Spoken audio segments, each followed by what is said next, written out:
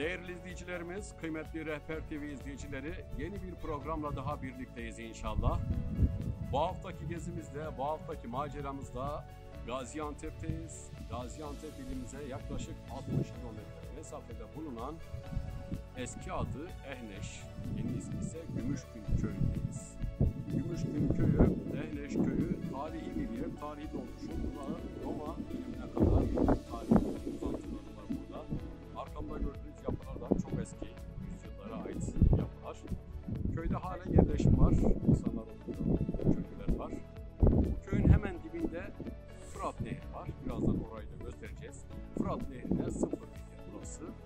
Bin yıllardır akan kadim Fırat Nehri. Burada ne medeniyetler, ne uygarlıklar yaşamış, ne insanlıklar, ne tarihleri gelmiş geçmiş burası. Fırat'a sıfır, Fırat Nehri hafızası burası. Şimdi buraları gezeceğiz. Bu köyü, Ehneş köyünü, tarihi Ehneş köyünü gezdikten sonra Kamışlı köyüne doğru Fırat Nehri'nin yukarı Adıyaman tarafına doğru, suyun geldiği tarafa doğru Fırat Nehri'ne paralel bir şekilde geze geze tarihi oluşumları, güzel manzaraları hep birlikte sizlerle keşfedeceğiz inşallah. Hadi başlayalım yürüyüşümüze.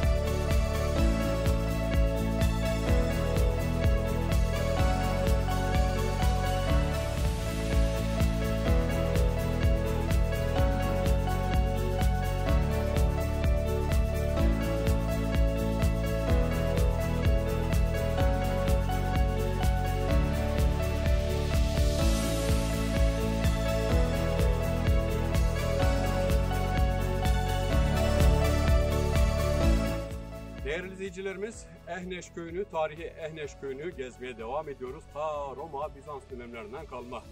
Şu hemen arkamda altta görünen tarihi bina, tarihi yapı en az 1000 yıllık olduğu söyleniyor. Zamanın krallarına aitmiş o ev. Kevan Ağa da derlermiş. Sonradan Osmanlı'ya falan geçti sanırım, böyle isimler değişmiş. Orada Kevan Ağa'nın da eviymiş zamanında. Kral evi olduğu da söyleniyor. Hemen yanındaki de akrabaların eviymiş. Harebe olan bir yer. Ehneş köyünü keşfetmeye, gezmeye devam ediyoruz efendim.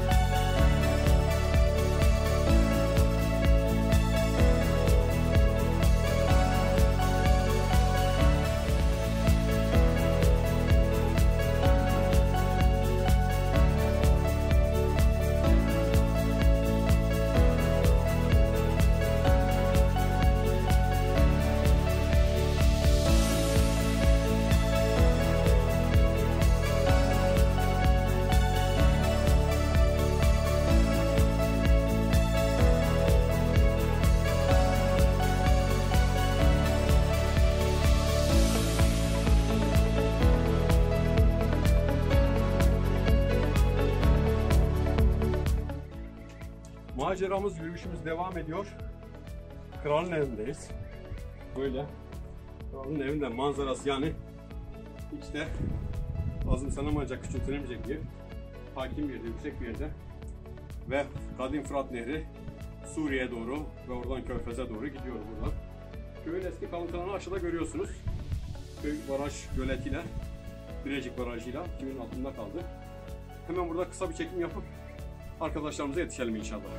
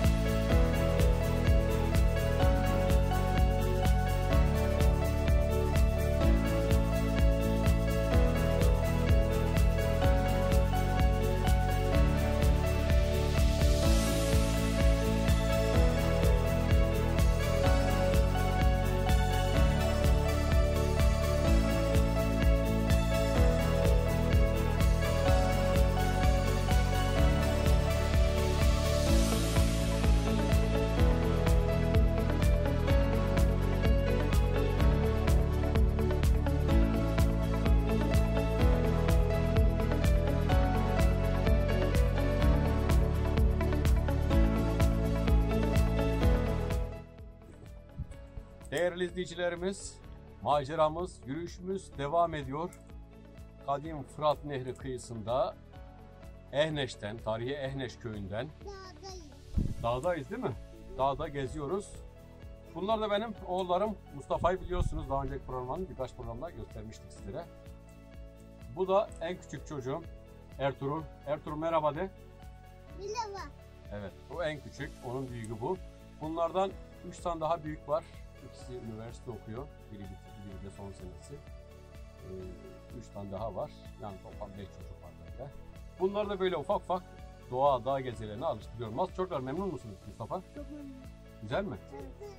Ertuğrul, sevdin mi sen buraları? Hep gelecek misin dağlara? Tamam. Şimdi biz çocuklarımızla böyle ailece geldik. Yine akrabalarımız falan da var burada, yeğenlerim falan var. Bacanağım var. Yani ailece böyle geziyoruz. Güzel hava. Burada yaklaşık 18-19 derece bir sıcaklık var. Fırat Nehri'nin kenarı. Fırat'ın hemen karşısı Şanlıurfa toprakları, burası da Gaziantep toprakları. İkisinin ortasında sınırdan, böyle Fırat Nehri'nin sınırından güzel manzaralarla, az önce izlediğiniz manzaralarla birlikte yine sizlere güzel manzaraları tanıtmaya, çekmeye, göstermeye çalışacağız efendim. Birazdan tekrar görüşmek üzere. Görüşürüz. Görüşürüz.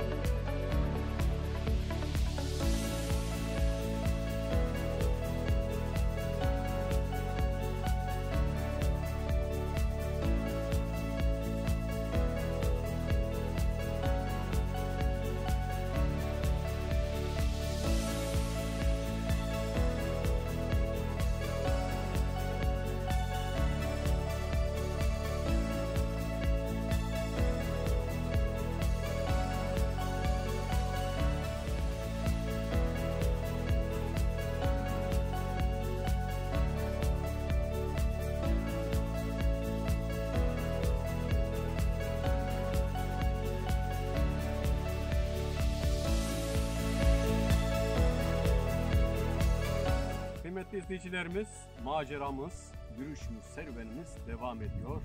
Gaziantep'teyiz. Ehneş'ten Kamışlı'ya gidiyoruz. Fırat Nehri kenarından, Fırat Nehri Birecik Baraj yapınca bölgede böyle kollar çıkmış, aralara girmiş gölet şeklinde. Bu kolun devamında az ileride ağaçlar vardı ve oradan vadiden güzel bir pınar geliyordu. Kalabalık bir ortam olduğu için orayı pek alamadım. Bayağı yoğundu. Çekim yapacak pek bir şey yoktu. Devam ediyoruz yürüyüşümüze.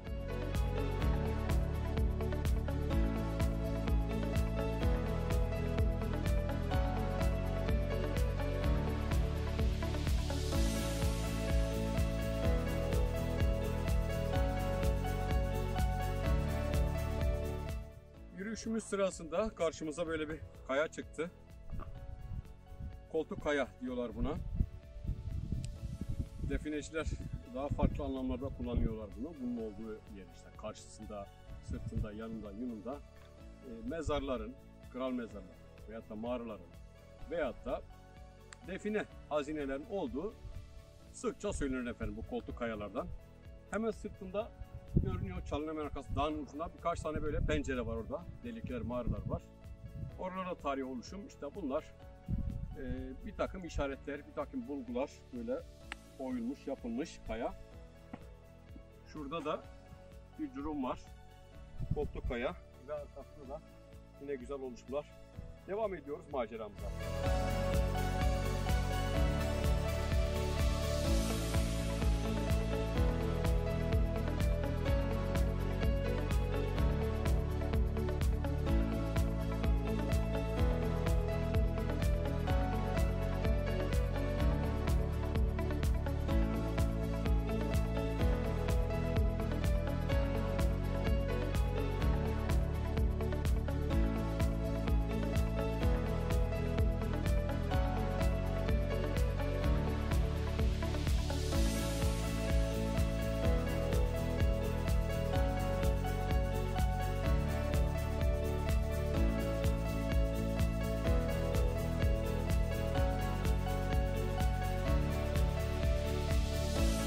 Değerli izleyicilerimiz, maceramız, serüvenimiz devam ediyor. Tüm heyecanıyla, tüm güzelliğiyle.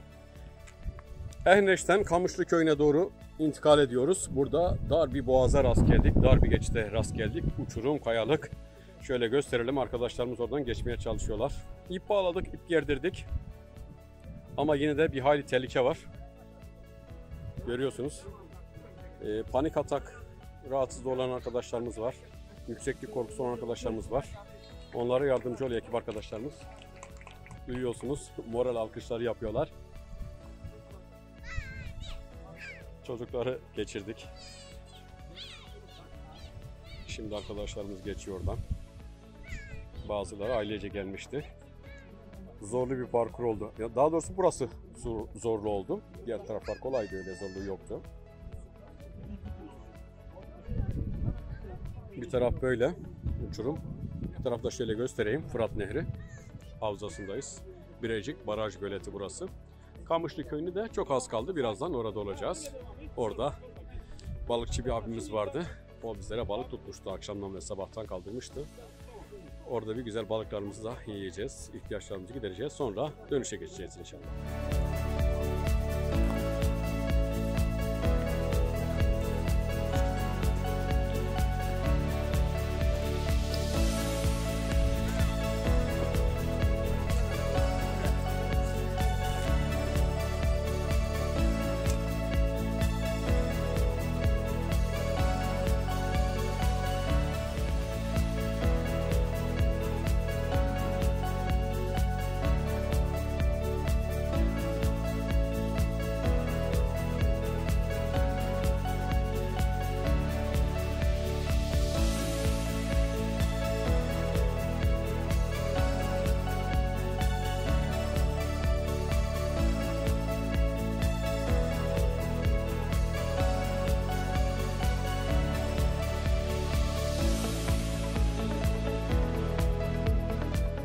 Maceramız, yürüyüşümüz tüm heyecanı, tüm güzelliğiyle devam ediyor.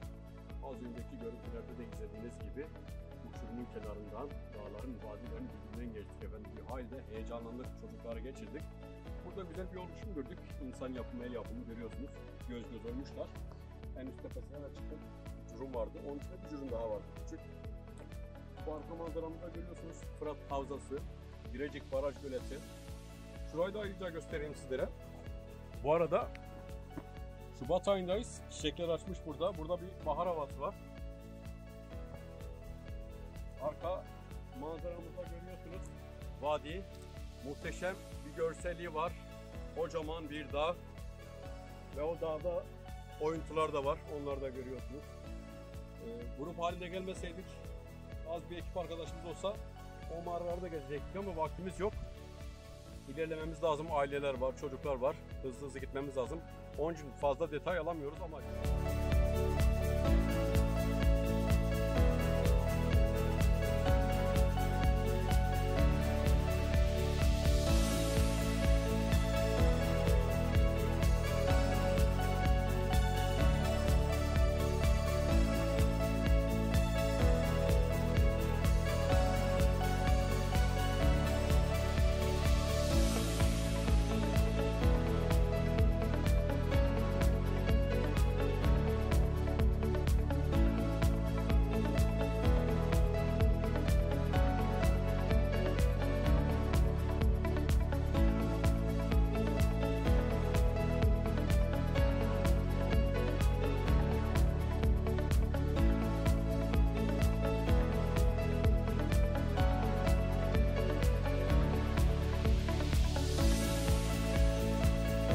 Değerli izleyicilerimiz, az önce aşağıda konuşuyorduk, yukarıdaki mağaraları göstermiştim.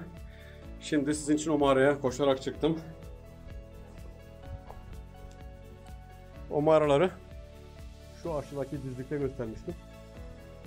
Oradan buraya çıktım. Ekip arkadaşlarımızı da gösterelim. Oradalar, görüyorsun, burunda gidiyorlar. Az bir yolumuz kaldı. Ben de sizler için buraya bir çıkalım, bir keşfedelim dedim. Burada zamanında tabii yapılmış yerleşim yeriydi insanlar tarafından. Fırat Nehri'ne sıfır. Ama şimdi büyükbaş hayvanların kaldığı bir ahır konumuna gelmiş burası. Şurası hoşuma gitti. Bakın. Buradan çok su akmış. Yani yüzyıllardır diyebilirim, belki 1000 yıllardır buradan su akmış. Bu oluşumlar kolay kolay oluşmuyor. Yeri belli.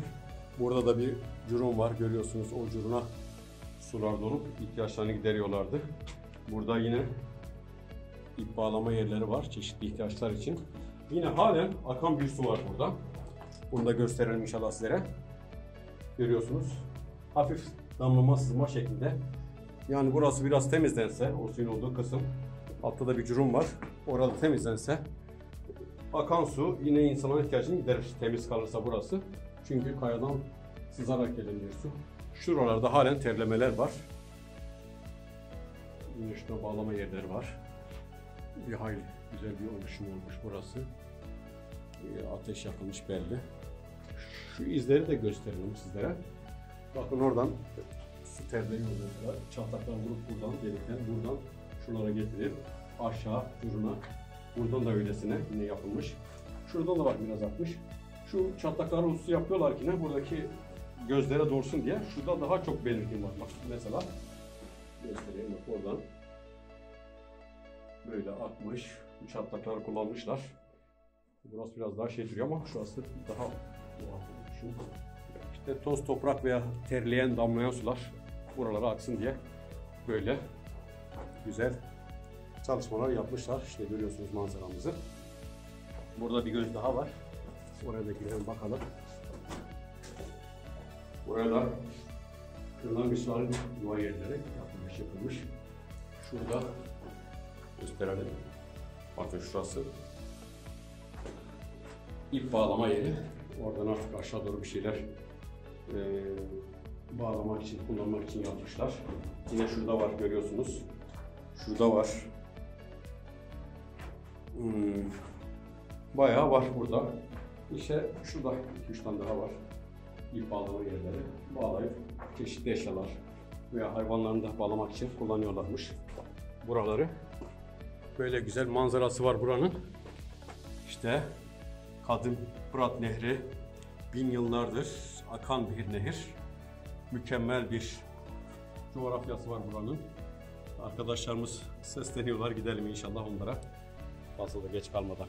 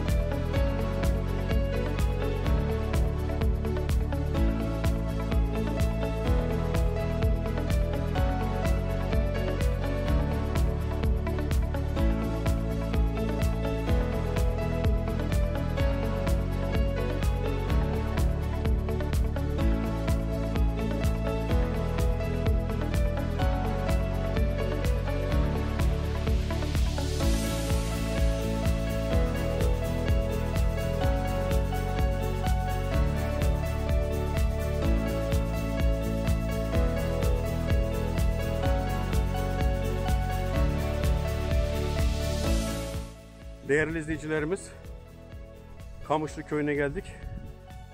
Tarihi Kamışlı Köyü, çünkü eski bir köy. Şu anda köyde yaşayan bir veya iki ev var, balıkçı var.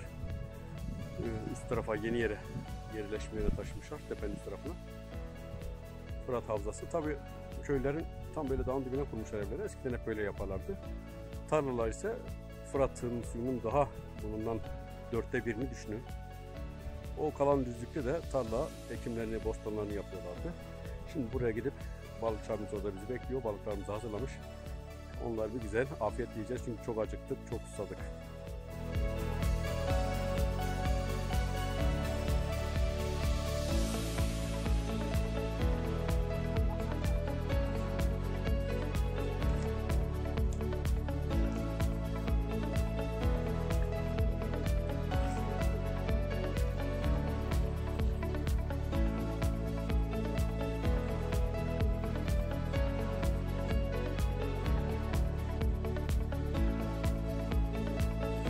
Değerli izleyicilerimiz, Fırat kenarında Fırat'tan çıkan balıklardan çeşitleri, kara kuyruk ve sazan balıkları burada dayımız bizlere pişirdi. Közde, ateşte kızarttı. Bir güzel afiyetle yiyoruz. Şimdi bunu yemeyen arkadaşlara götürüyoruz. Hadi afiyet olsun.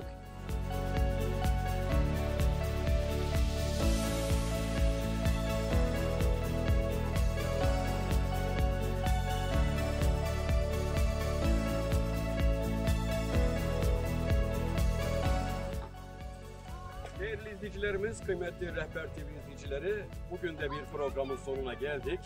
Ehneş köyünden Kamışlık köyüne geldik, intikal ettik. Burada da yemeğimizi yedik, ihtiyaçlarımızı giderdik. Şimdi de dönüşe geçeceğiz, eve gideceğiz. Güzel bir etkinlik, güzel bir program oldu.